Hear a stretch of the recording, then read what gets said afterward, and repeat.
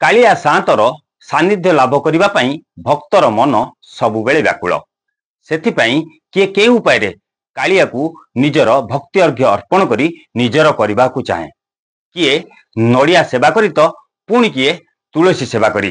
ସେମିତି ଜଣେ ଭକ୍ତ ହେଉଛନ୍ତି ପିପିଲି ଦରିଜି ସାହିର ଅକ୍ଷୟ ମହାପାତ୍ର, ଯେ କି ଚାଉଳରେ ଜଗନ୍ନାଥଙ୍କର ରଥ ନିର୍ମାଣ କରି ଏବେ ଚର୍ଚ୍ଚା ରହିଛନ୍ତି। ଆମ ସହିତ ଅକ୍ଷୟ ଅଛନ୍ତି।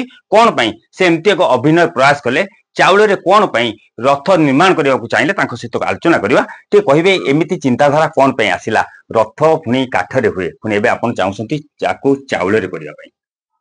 ମୋ ନାଁ ହେଲା ଆଜ୍ଞା ଅକ୍ଷୟ କୁମାର ମହାପାତ୍ର। ମୋ ଘର ଆଜ୍ଞା ଦର୍ଜି ସାହି। ଆଜ୍ଞା ମୁଁ ପ୍ରତି ବର୍ଷ ଏମିତି ରଥଯାତ୍ରା ପାଖେଇ ଆସିଲେ ମୋ ମନ ଏମିତି ଭାବ ବିକଳ ହେଇଯାଏ। ମୁଁ କଣ ଗୋଟେ ମାନେ ଠାକୁର ମହିମା ପଡ଼େ, ପ୍ରତିବର୍ଷ କିଛି କିଛି ନୂଆ ଭେରାଇଟିର କିଛି ଜିନିଷ ବନେଇବା ପାଇଁ। ମୁଁ 13 ବର୍ଷ ସୋଲ ରଥ ତିଆରି କରିଥିଲି। ଆଉ ଆର ବର୍ଷ ହେଲା ଡିଆସିଲି କାଠରେ ରଥ ତିଆରି କରିଛି। ଏଇ ବର୍ଷ ଆଜ୍ଞା ଅରୁଆ ଚାଉଳରେ ମୁଁ ରଥ ତିଆରି କରିଛି। ମୋତେ 2ରୁ 2.5 ମାସ ପାଖାପାଖି ସମୟ ଲାଗିଥିଲା। ଏଥିରେ ମିନିମମ୍ 1220 ଗ୍ରାମ ମିଲିଗ୍ରାମ ମିଶିତ ଚାଉଳରେ ପ୍ରସ୍ତୁତ ହେଇଛି। ମୁଁ ଏହା ବହୁତ ବି ଖୁସି। ଯାହା ମୋର ଇଚ୍ଛା ଥିଲା, ମୁଁ କହିଲି କାମ ସରିପାରିବ କି ନ ସରିପାରିବ, ମୁଁ ବହୁତ ବ୍ୟସ୍ତ ବି ଥିଲି। ଯାହା ଠାକୁରଙ୍କ ଜଗନ୍ନାଥଙ୍କ ଆଶୀର୍ବାଦରେ ମୋ କାମଟା ସରିଗଲା। ମୁଁ ବି ବହୁତ ଖୁସି ଅଛି। ଅକ୍ଷୟ, ଗୋଟେ କଥା କହିବେ, ଆପଣ ପ୍ରତିଦିନ ବ୍ୟକ୍ତିଗତ ଜୀବନରେ କାମ କଣ କରନ୍ତି? ବ୍ୟକ୍ତିଗତ ଜୀବନରେ ମୋତେ ଏଟା ସମୟ ମିଳେନି। ମୁଁ ସବୁ କାମ ଛାଡ଼ି ଏମିତି ଠାକୁରଙ୍କ ମହିମାରୁ ଅଧଘଣ୍ଟା ଘଣ୍ଟା ଏମିତି ସମୟ ବାହାର କରି ପ୍ରତିଦିନ ରାତିରେ ଜଗନ୍ନାଥଙ୍କର ଗୋଟେ ଆଶୀର୍ବାଦରୁ ସବୁ କାମ ଏମିତି ମାନେ ଗୋଟେ ପ୍ରତିବର୍ଷ ଏମିତି କିଛି ନୂଆ ନୂଆ ଭେରାଇଟି କିଛି ଜିନିଷ ତିଆରି କରିବି ବୋଲି। ଏ ବର୍ଷ ଭାବିଲି ଅରୁଆ ଚାଉଳ କରିବି ବୋଲି, ପାରିବି ନ କରିପାରିବି, ଯାହା ଠାକୁରଙ୍କ ଆଶୀର୍ବାଦରୁ ଭଗବାନ ଏମିତି ଗୋଟେ ସାହସ ଦେଲେ, ମୋ କାମଟା ବି ସରିଗଲା। ମୁଁ ବି ବହୁତ ଖୁସି। ନିଶ୍ଚିତ ଭାବରେ ଖୁସି ହବା ମଧ୍ୟ ଆବଶ୍ୟକ, କାରଣ ଯେତେବେଳେ ଜଗନ୍ନାଥଙ୍କ ସେବା ଆପଣ କରୁଛନ୍ତି, ନିହାତି ଆମେ ଶୁଣୁଥିଲୁ ଆପଣ ଗୋଟିଏ ଦୋକାନରେ ସେଲ୍ସମ୍ୟାନ ହିସାବରେ କାମ କରନ୍ତି। ସେଠୁ ସମୟ କେମିତି କାଢନ୍ତି? ଏ ରଥ କାମ କେମିତି କରନ୍ତି? ମୁଁ ତ ଆଜ୍ଞା ଗୋଟେ ଲୁଗା ଦୋକାନ କାମ କରୁଛି। ମୋତେ ତ ଆଜ୍ଞା ସମୟ ନାହିଁ ଆକ୍ଚୁଆଲି।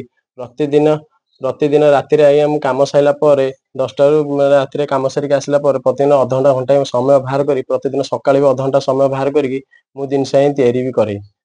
ମୁଁ ବହୁତ ବି ଖୁସି ବି ଅଛି। ନିଶ୍ଚିତ ଭାବରେ ଅକ୍ଷୟ ଯୋଉ କାର୍ଯ୍ୟ କରନ୍ତି, ଏ କାର୍ଯ୍ୟ ଯୋଉ କରନ୍ତି, ପ୍ରତିଦିନ ସେ ତାଙ୍କର ଦୈନନ୍ଦିନ ଜୀବନ କାମ କଲା ପରେ ଯୋଉ ଦୋକାନରେ ଅଛନ୍ତି ସେଲ୍ସମ୍ୟାନ ଭାବେ ସେଠି କାମ କରନ୍ତି, ସେଠୁ ଘରକୁ ଫେରିଲା ପରେ ସେ ଏଇ ରଥ ନିର୍ମାଣ କରିବା ପାଇଁ ସବୁବେଳେ 1-2 ଘଣ୍ଟା ସମୟ ଦିଅନ୍ତି। ଆଉ ଯୋଉ ରାତିରେ ସେ କାମ କରନ୍ତି, ସେଇ ରାତିରେ ତାଙ୍କର କେବଳ ସହଯୋଗୀ ହିସାବରେ ତାଙ୍କ ମା ତାଙ୍କ ପାଖରେ ରୁହନ୍ତି। ତାଙ୍କୁ ଚାଉଳ ହଉ, ଅଠା ହଉ, ଡିଆସିଲ ହଉ ସବୁ ଯୋଗେଇ ଦିଅନ୍ତି। କେମିତି କାମ ହବ ତାକୁ ମଧ୍ୟ କରନ୍ତି, କାରଣ ଇଏ ହଉଛନ୍ତି ଗୋଟିଏ ସେବାୟତ ପରିବାର, ଯେ ଅନେକ ସମୟରେ ସେବା ମଧ୍ୟ କରିଛନ୍ତି। ମା ଟିକେ କହିବେ, ଆପଣ ଅକ୍ଷୟର କଣ ମା ହେବେ, କେମିତି କଣ ଅକ୍ଷୟ ୟାକୁ କରିବା ପାଇଁ ଚିନ୍ତା କଲା, ଆପଣ ତାକୁ କେମିତି କଣ ସହଯୋଗ କଲେ? ମୁଁ ଅକ୍ଷୟର ବୋଉ। ଆମ ଘର ପିପିଲି ଦର୍ଜି ସାହି। ମୋ ନାଁ ସଞ୍ଜଲତା ମହାପାତ୍ର। ଆଉ ସିଏ ଲାଗି ସବୁବେଳେ ଦିନ 10ଟାରେ ଦୋକାନ ଯାଏ। ଆଉ ଆସିଲା ବେଳକୁ 10:30 ଏମିତିଆ। ସେଠୁ ଆସିଲା ପରେ ସେଠୁ ବସିକିରି ରଥ କାମ ତିଆରି କରେ। ଯେହେତୁ ପିଲାଟା ଏତେ ବାଧାରେ ଆସୁଛି, କଲା ବେଳକୁ ମୁଁ ତାକୁ ଯେମିତି ହେଲେ ଜଗିବାକୁ ପଡୁଛି। ବସୁଛି ତା ପାଖରେ, ଏମିତି ଯୋଗିଆ ଯୋଗି କରିଦଉଛି, ଟିକେ ଟାଇମ ପାସ୍ ହେଇଯାଉଛି ଆଉ। ଜଗନ୍ନାଥଙ୍କ ସେବା କରୁଛି ପୁଅ, ଆପଣଙ୍କ ମନ କେତେ ଖୁସି? ଆଉ କଣ କଣ ଜଗନ୍ନାଥଙ୍କ କାମ କରନ୍ତି? ସବୁ ଚାନ୍ଦୁଆ ଫାନ୍ଦୁଆ ସବୁ କରେ। ଆମର ସୁନା ବେଶ, ହାତୀ ବେଶ।